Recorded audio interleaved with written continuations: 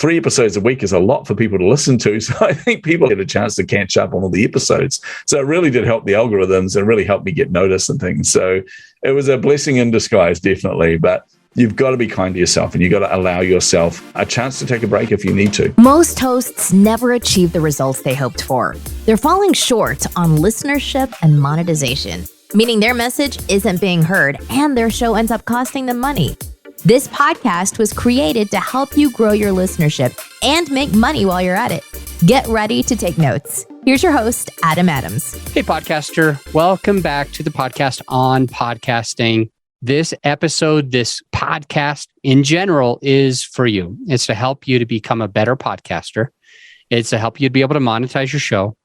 And today I've got Vince Warnock, who is another podcaster, and we're going to talk about anything that he learned along the way because I like his accent. Wait, that's not what I meant. I mean, because in particular, he's done this for 215 episodes. I need to do my clapping. Let's see can you hear that, Vince? I can hear that. Yeah. Nice. 215 episodes is insane. And I don't think our listener has the same level. And I'm going to start here though, because you got to 215, because you're putting out more episodes than normal. Mm-hmm. B, because you're consistent. Mm-hmm. But then I think about, you told me in the pre-interview that you've got another podcast. Yes. So could you just tell us the amount of content that you're doing so that we can be amazed and also feel sorry for you? Yeah, I think feel sorry is probably the better one. So, to be honest, I originally launched with 1 episode a week. When I first launched the podcast, I thought that is going to be absolutely plenty. But I soon discovered that I absolutely love interviewing people, and I love connecting with people all over the world, and honestly get to meet some of the most amazing entrepreneurs, bar none. Like, these people have gone on to become some of my best friends. So that 1 episode turned into 2 episodes, and then I'm like, oh man, there's such a long waiting list. Everyone wants to be on my show. Okay, it's 3 episodes a week. But then I'm entering into a whole new space as a side project in the moment around NFTs, not so much the investment glossy kind of side of things, but more the how does this technology, this blockchain technology, help us as entrepreneurs? And one of the things we realize is, well, we need to teach entrepreneurs how to be in this space. We need to teach them what this is about, because most people, when you say NFTs, they either run away or they gloss over or they go, oh, that thing. So I do all three. I do all three. Exactly. I just did all 3. Yeah, exactly. So we decided we need to educate people on that. And cool. A few of the ways we do that, we do 5-day challenges where we teach people all about NFTs. But we thought, let's launch the podcast, and as we're going on the journey, myself and one of my co-founders, let's tell them about that. Let's teach them what hot wallet is, a cold wallet. Let's teach them what the different blockchains do. Let's teach them all of these things in a way that makes it really accessible to people. But then we realized this industry is moving so fast. We can't just do 1 episode a week. We have to do 5. So I'm currently, for the Chasing the Insights podcast, doing 3 episodes a week where I interview entrepreneurs and marketers and, all these people from all over the world. And then for 5 days a week, so 5 episodes a week, I combine with Katie Brinkley, and we co-host the NFT Ninjas Podcast, where Monday to Thursday, it's all short episodes, which are very much around different terminology, technology in the industry, like things you need to know. But on the 5th day, on the Friday, we actually go live. We do a live show where we bring them the latest news and, of course, some stuff around the project that we're doing as well. So 8 episodes a week, man. So you definitely feel sorry for me. It's a lot. Yeah, that just sounds crazy. And so I think that the most obvious question that needs to be asked is like, how much of your time goes into producing 8 episodes a week? Mm-hmm. Yeah, let's just start there. Well, look, here's the thing. This is the bit that surprises most people, because I have a very big team. So on one of my companies, which is doing the NFT work, we've got currently 10 staff. We're increasing that to 13. With my publishing company, I've got 4 full-time staff. We're increasing that as well at the moment. With my Chasing the Insights business, so the actual coaching side of things, I have about 3 staff, and that's going to stay the same for a little while. For my podcast, there's me. And I do all of the editing. I do all of the production work. I do all, the only thing I don't do is the marketing of it. I hand it over to my Chasing the Insights team, and they take care of that for me. And they liaise with each of the different speakers after the fact. But I speaker individually before an episode to make sure that they're a good fit. That's really important to me. I interview each of them. So I do all the prep work on that. I have to do all the research. I do all of the actual audio editing of that and pushing it live, 3 times a week for Chasing the Insights and 5 days a week although it's a lot easier for the live show. We literally just go live and then we just chat away and make lots of errors, and it's a lot of fun. All right. Well, let's go into errors then. I don't know how many episodes you've totally published. On one of them, it's already in the 200s. And on the other one, it's probably going to approach 200 pretty soon. So based on everything that you've learned with so much experience, and you've done some of the editing, you've done a lot of research on your own, what have you learned along the way that you can help another podcaster that's a little less far in their journey? Just a few tips. Okay, I'm going to give them 3 key tips here. One of them is just to stop you from having the absolute disaster that I had one time, is make sure your backups have backups of backups of backups. And the reason I say that is because I remember sitting there, I was going to a podcast episode. This was about a year and a half ago, and it was just before Christmas. I thought, right, let's do this. Okay. I went to access the hard drive that I've got because I have everything on external hard drives here. I've got this bank of hard drives everywhere, and I had them on this external hard drive. I went to access it, and it said denied. And I thought, oh, okay, maybe the actual drive controller has failed. So I thought, oh, I don't have a spare drive controller. This is a bit of a worry, but it's okay because I have online backups, So what I'm going to do is I'm going to race down to our local supplier and pick up a new drive controller. So I race down there. They were about to close. I'm banging on the door going, help. And he goes, okay, we'll let you in. Bought the new drive controller, got home, still no access. So then I thought, oh, well, at least I got the online backups. So restored the online backups to find that over the last probably 3 or 4 months, every recording I had done was being slowly corrupted. And the online backup was saving the corrupted versions of those. And I didn't have, basically, I was going to lose 3 months worth of work. And I suddenly realized what that meant. That was when I was still doing about 1 episode a week, I think, at that point. That's still a lot of episodes, and it's a lot of people's time. And that's the bit that really gutted me, was there's some amazing people who have given up their time to be on my show. And here I was sitting there going, now I don't have these recordings. So I'm freaking out. I actually rang one of the local suppliers and just said, help. And he said, no, we can't help you with that. There's a company in New Zealand where you're based, which will help you. They do forensic backups and things, like restoration of drives. So I sent it off to them, and it took probably 3 weeks, and I ended up getting it back. They restored most of them. I think I lost 2 episodes. One of those, to be honest, wasn't that big a deal. It wasn't a great episode. And the other one was, but I managed to reschedule it. But it also cost me, I think, $2,000 just to get all those backups back. So just make sure you're testing everything. Make sure you're doing your backups and all those kind of things. Honestly, it'll save you a lot of headaches. The second tip I will give you is make sure you do screen. If you're doing interviews, make sure you screen who's on your show. And I say this because I've had a few people where I thought they were going to be a good fit. And the people on my show are really important to me. Important to me because I want to add value to my audience. So I need to make sure that they are people that are aligned with me. And I don't mean that they have to agree with me on everything, but what I do mean is that they have to have the same kind of DNA. They have to be heart-centered. They have to be someone who genuinely wants to make an impact, not just a bro marketer or someone who wants to make money, So I didn't pay too much attention to that in the early days. And there were some people that I did recordings with that will never go to air. There's a guy that every time I asked him a question, I said, oh, so what motivated you to do that? And he replied with, well, as I outlined in my best-selling novel, which you can acquire here on www.blah, blah, blah. And I'm like, dude, I promote you at the end. You don't need to do that. It's all good. And every answer, he would bring it back to his website. And I'm like, this guy's just selling stuff. He's not here to add value to anyone. He's here for himself. But the other one, and probably the more important one, was somebody who I look up to in the entrepreneurial industry. And when I say look up to, I mean, they're a big name. They're not really someone I follow terribly much. I've read their books before, and I'm like, you know what? I don't really agree with them on much, but having them on my show would do wonders for my brand. So I thought, okay, right. And I put them on a Twitter list. I created this Twitter list called Dream Podcast Clients, made it public. And one of their team saw that and reached out to me and said, hey, he would love to be on your show. I'm like, wow, that worked. That's awesome. So what is this thing called? Twitter list. Twitter. Twitter. Yeah, list. Twitter, the social network. You can create a list on there where you just basically add people to that list. And I called it Dream Podcast Guests. And I can tell you now, there's about 5 people on that list that reached out to me because I added them. So I didn't have to go and pitch them or anything. They just saw that, thought, hey, he really wants me on his show. that's really nice that he added me to this list because that's public and people will see that and they'll think highly of me. But also I can do all my research before reaching out to him. So it works really well. But in this case, though, the red flag was straight away where I said to them, hey, that's fantastic. I'd love to get him on the show. Let's book a pre-call.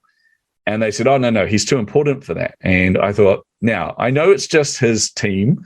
I know they probably chose the wrong word there, but that was a red flag for me, too important. I thought, interesting wording, but never mind. That's not him. That's just his team. Great. So we booked in the actual recording itself. So I didn't do a pre-call with him. It was a disaster. About halfway through the call, I didn't know what to do. I was sitting there because he was rude and arrogant to me, for starters, which I thought I can edit most of that out and make him look good. Because, my goal with the show is to add value to my audience, but my secondary goal is to make sure whoever's on the show looks amazing. And I thought I could probably work with that. That's okay. But then he started talking about his audience. And he's like, look, here's the problem, Vince. When you get to my level of genius, he goes, you realize that most of the people you serve, most of your clients, most of your prospective clients, they're all idiots. Your job is to make them less of an idiot. And I'm like, I don't even know how to respond to that. I'm like, that is so untrue. But anyway, I thought, keep my mouth shut. And then he turned around and he goes, look at you, Vince. You're intelligent-ish. And by the way, the competitive nature of me leapt out at that point. I was just like, oh my goodness, I've got an IQ of 165. I'm going to wipe the floor with this guy. And then I thought, no, deep breath. Take a deep breath, just chill, just work with this. Don't give in to the ego. But he turned around and he said, look, all the listeners of your show, let's face it, they're morons. But your job is to make them less of a moron. And I just said, look, I can't deal with this, man. I said, I'm sorry, I'm going to have to stop this episode. And he goes, what? And I said, it's not a good fit. And I said, I don't mean any disrespect. I totally understand where you're coming from. But the reality is I know my audience and I know this won't resonate with them as well. And it's quite a deviation from the type of person I have on the show. And I thought there's a potential he would take that badly, but I thought he might take it well. But I didn't anticipate how badly he would take it. He just started shaking. He was so angry with me. He's like, do you know who the hell I am? And I'm like, oh, no. Then he turned around. Now, for a split second, he threatened me because he turned around and he goes, nobody does this to me. He said, I will ruin you. I will make it so no one will ever book on your show again. And I was like, really? Because I'm still recording, which means if you go out there and try and do something stupid like that, I'm just going to put this public so everyone can see what actually happened. I had quite a few conversations with his lawyers and things like that, but we decided it's not going to go out there public and he would just go on with his life and I would go on with my life. So it's all good. But it's an important lesson. Wow, brother. That's a big example. Well, it was something that I didn't anticipate, but it made me realize the importance of actually vetting the guests on your show. It is really important. And I've had the kind of flip side of that, I guess, is it's not so much a negative, but it was an interesting one because I number my show. So you'll see when you go to Chasing the Insights, it's episode 215 is live. Now 216 is going live tomorrow. But I had a previous guest reach out who had shared quite a bit of their personal story on my show. And to me, if anyone turns around and says, I don't want that show live, I will pull that from there. But I will also have a conversation with them first. And she just turned around and said, look, I can't have that on air. I need you to remove it immediately. And I was like, okay, sure. Let's talk through this. Is there a way that I can make it that we still have the show there? Because otherwise it's going to be a big gap, in my schedule and everyone will notice that and go, ooh, what happened there? As they seem to do with Joe Rogan every time one of his episodes is suddenly missing. It was like, oh, I don't want that. But when I talked to her, it was actually a devastating story. It was because she shared a lot of her background and she had come from a lot of hardship and things like that as well. And she was trying to help a lot of people. And that's why she shared her story. But she signed with a new coach who said, well, you're not making money helping people. You don't want to go doing that. So what you want to do is distance yourself from who you are, put on this persona, and you're going to be selling this high-end stuff. And unfortunately, she was at a moment where she was desperate for money and desperate for some kind of breakthrough and success. So she agreed to do all that. And based on that, I said, well, no, I'm not removing the episode, but what I'm doing is removing your name. And she was very happy with that. So we anonymized it and put it out there because I said to her, look, at some point you are going to regret that. At some point you are going to realize that passion you have to help people is going to kick in and you're going to want that episode live. So I'm going to keep it there for you and we'll just remove your name. So that was a big eye opener. So you definitely have to vet your clients and you've got to be very careful about that, which is your guests. Your guests. Yeah. That's the one. Well, so the 3 key tips. We talked about backups on backups on backups on backups. Yeah. We talked about screening guests, and you had some really great examples and insights. One of them is the Twitter list, your dream podcast list that you created on the social media platform. You also talked about that one gentleman who was really, what's the word, condescending to his followers and to your followers. Yeah. And you also talked about the woman who had the coach who felt like it was important that she wasn't vulnerable with her people. Yeah. Although I would assume, Vince, you and I both disagree with that coach. Yeah, 100%. Okay. Just I wanted to just double check because I was going to delete our episode if you said you disagreed with me. I would agree with deleting the episode if I said that. No, look, and so you mentioned the takeaway there was that you still published the episode, but you took her name off. What was the third key tip? The third key tip is to make sure you don't put yourself under too much pressure. And by this, as you heard, I do 3 episodes a week for Chasing the Insights. I do 5 episodes a week for the NFT Ninjas. I hit the wall at the beginning of last year. I had a whole pile of things on. I was running a summit at the time with 30 different speakers. I had to, kind of manage and things. I had a VA who was supposed to be taking care of a whole pile of stuff that just vanished on me. And I'm like, wow, thank you so much for that. So that put all the pressure back on me. While, by the way, we were moving house, while we're in the middle of a pandemic, while we're also going down for a friend's wedding, which was one of the few weddings that were allowed during the pandemic, and launching an academy program. So I'm like, okay, so with all of that, the pressure to do 3 episodes a week at that time was intense. And I remember I was really feeling it. I remember feeling very overwhelmed, very stressed. I woke up one morning and I realized I'm not okay. So I had a word to one of my coaches, and I believe every coach should have a coach. Every coach's coach should have a coach, but just someone that could speak into your life there. So I reached out to one of my coaches, and they did the funniest thing to me. They turned around and they said, okay, very urgent. Here's what you need to do, Vince. Grab a paper and pen. And I said, yep. And they said, I need you to write down a list of every single name. And I'm like, yeah, sure. And I'm panicking this moment. Go, right, I need to write down every single name. They said, every single name. I said, yep, of all the people that are going to die if you don't put an episode out tonight. And I went, oh, ha. And they said, okay, well, look, let's make it a little bit lighter then. Maybe write down just all the names of the people that are going to be maimed, destroyed, lose their business, lose sleep, all the people that are going to be devastated that you don't put an episode out. And I just sat there quietly and I looked at them and went, touche. And they said, the only person that's put this pressure on you is you. So I had to be kind to myself. I had to make the decision. I told my wife, I said, look, I need to just step away from the business for a couple of weeks. And I just need to actually get some sleep, get some rest, look after myself and things. So I decided no episodes for 2 weeks. And you'll see if you ever look at the timestamps on all my episodes, there's a 2-week period there at the beginning of last year where there are no episodes. And you know what happened? Not a single thing. I didn't lose any subscribers. I didn't lose any traction. In fact, weirdly, when I went back after the 2 weeks and started launching again, I seemed to get increased traction there. And I think a part of the thing was 3 episodes a week is a lot for people to listen to. So I think people actually had a chance to catch up on all the episodes. So it really did help the algorithms and really helped me get noticed and things. So it was a blessing in disguise, definitely. But you've got to be kind to yourself and you've got to allow yourself a chance to take a break if you need to. That is impactful. I'm just typing out some notes because I love this. This is good. This is good. So to wrap that part up, what I'm learning from it, not to put too much pressure on yourself. Your coach, I love those 2 questions. List everybody who's going to die. Okay, nobody. List everybody who's going to be devastated. Well, nobody. Yeah. And so you gave yourself permission to chillax. And there's a lot in business, moving, relationships, spouse, exercise, getting outside, eating right. There's a lot of this that seems to be, it all compounds on each other. It all fortifies, or whatever the opposite of fortify would be, if you're doing it right or wrong. And I love that you woke up one morning and just said, I'm not okay. And you got it all figured out. And the takeaway, it's like, be kind to yourself, love yourself, self-care. And I've been flying a lot lately now that COVID is kind of up again and we don't have to wear masks on planes. But I'm very jealous that you get to fly, but yep. You don't? You don't? Still in lockdown here in New Zealand. Oh my gosh. We can fly domestically, but really you can't leave the country without having difficulties getting back in. So, yeah. Well, when I fly, generally, they always say to put your own mask on before you put that on your kids, or sometimes they make a joke and they say, or your husband who's like a kid. Yeah. But the point being financially, for example, You need your own house in order financially before you can help anyone else with their finances. The same thing with your own self-care, self-love. Your podcast helps entrepreneurs to be able to be empowered and to chase and to go to where they want to go. Like, you serve people doing that.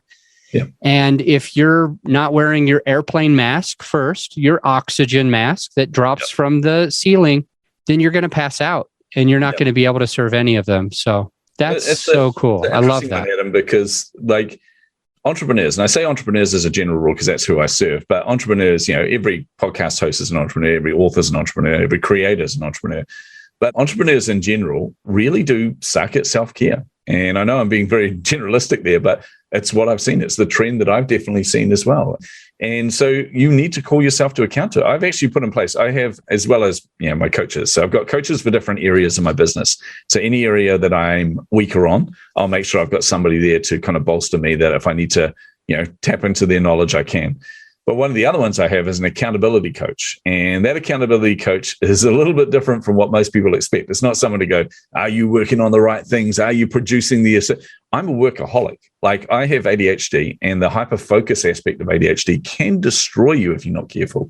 You can get into the state where, you're working straight for 12 hours and you haven't taken a break, you haven't gone to the bathroom, you hadn't had any food. You got to stand up and go, why am I going to pass out? You're like, oh, crap, ADHD. So I make sure I counter that by having automation all around my home. So my house actually talks to me all the time. Like, my computer, every now and then, in between meetings, it'll go, hey, Vince, have you been to the bathroom? I'm like, don't condescend to me, but good idea. I'm going to the bathroom now.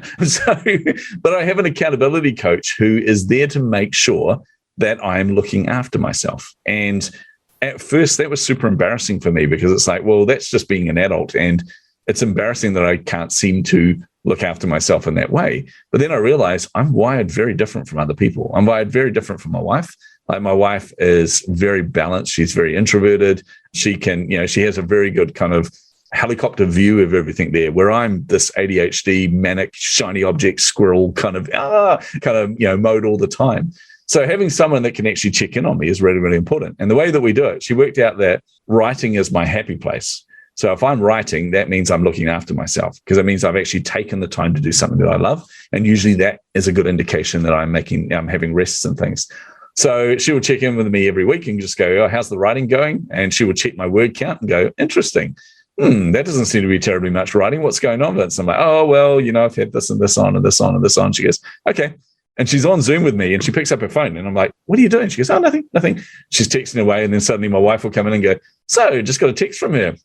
Let's put a plan in place. I'm like, you guys, they gang up on me. But it's important to me to make sure that I'm actually looking after myself. Like you said, if you don't look after yourself, you can't look after anyone else. And I'm the type of person that genuinely wants to make an impact in this world. I want to help as many entrepreneurs as I can to succeed. And you can't do that if you can't succeed yourself. Yeah. Really good stuff. Appreciate you going into that. 3 really good tips.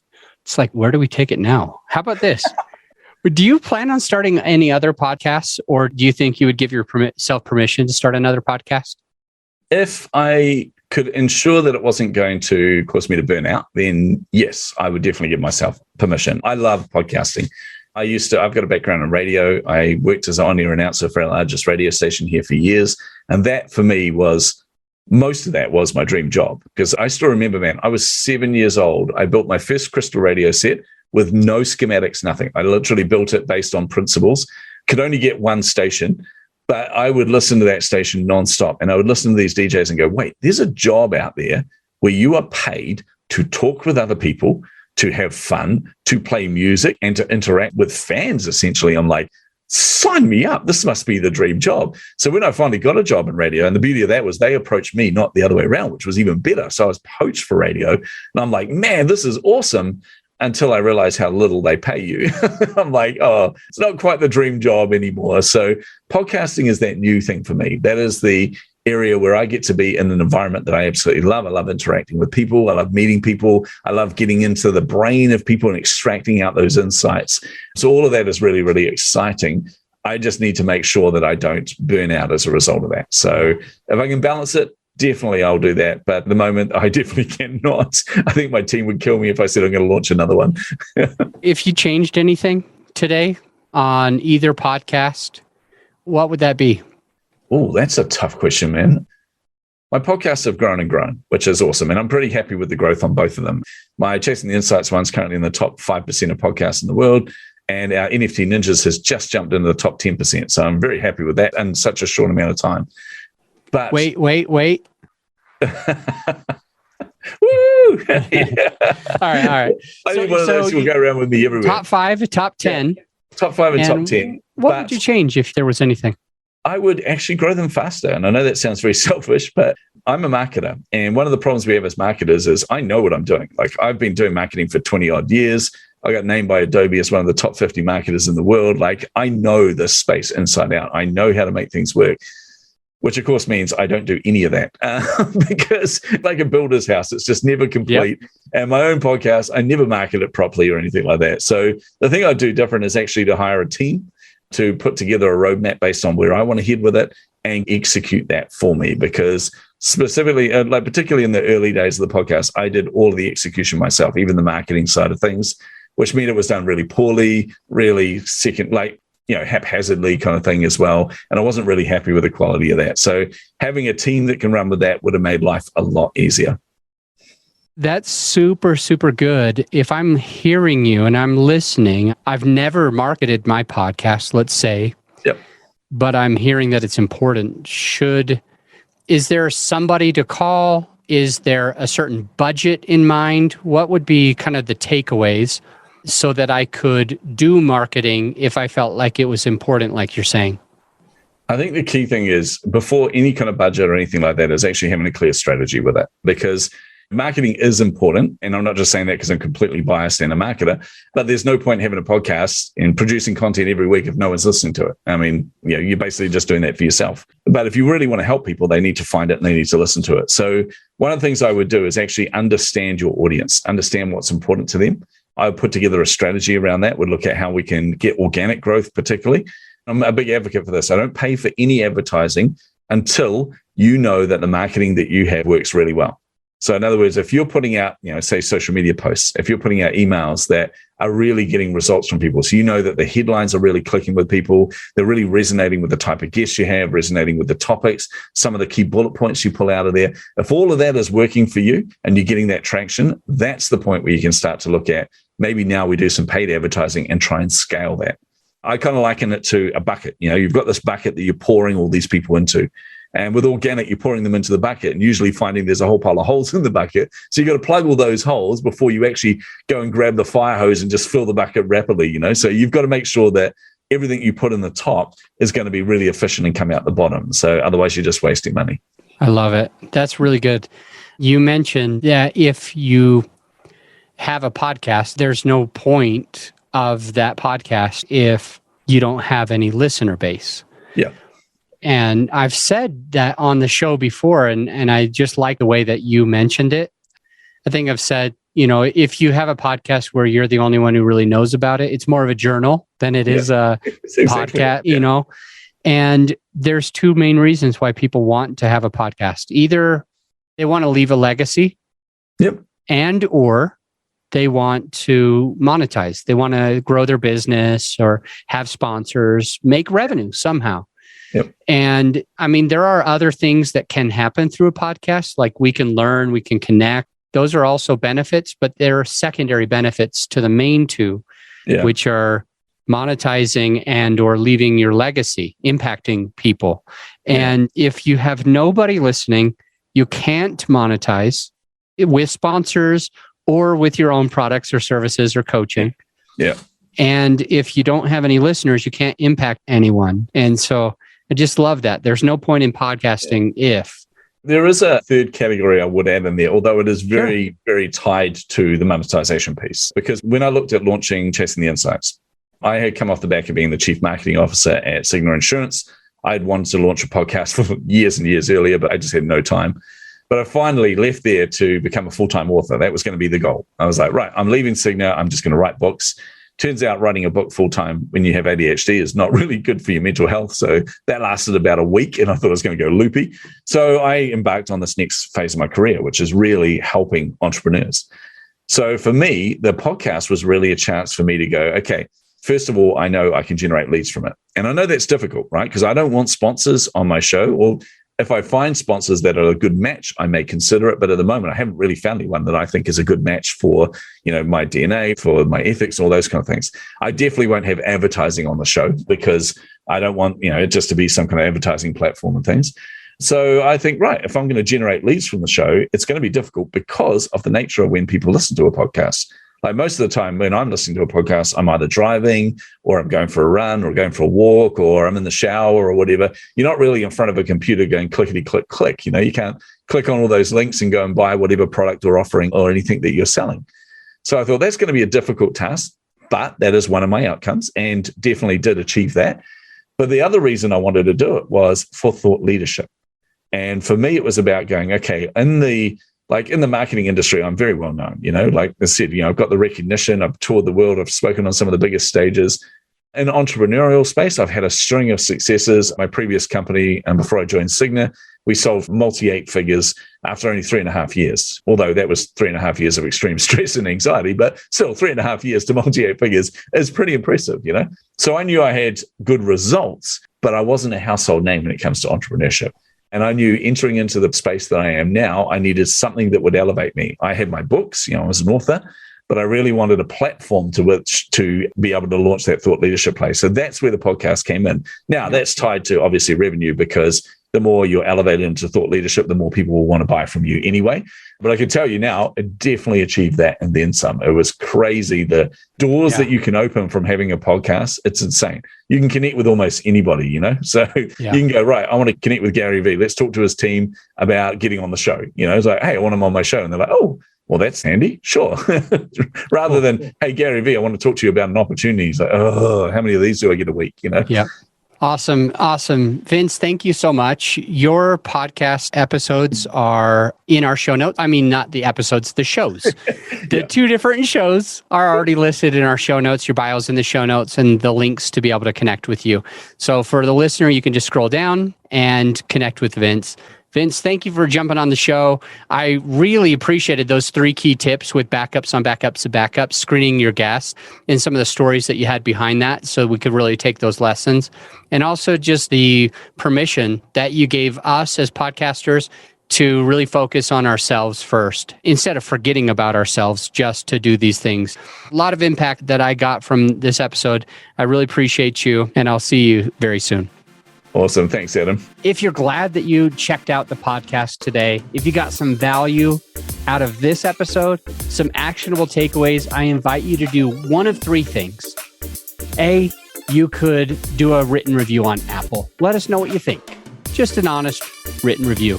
B, you could share the podcast with a friend of yours who needs it. Or C, at the very least, implement what you've learned to take your business and your podcast to the next level. And I'll see you on the next episode.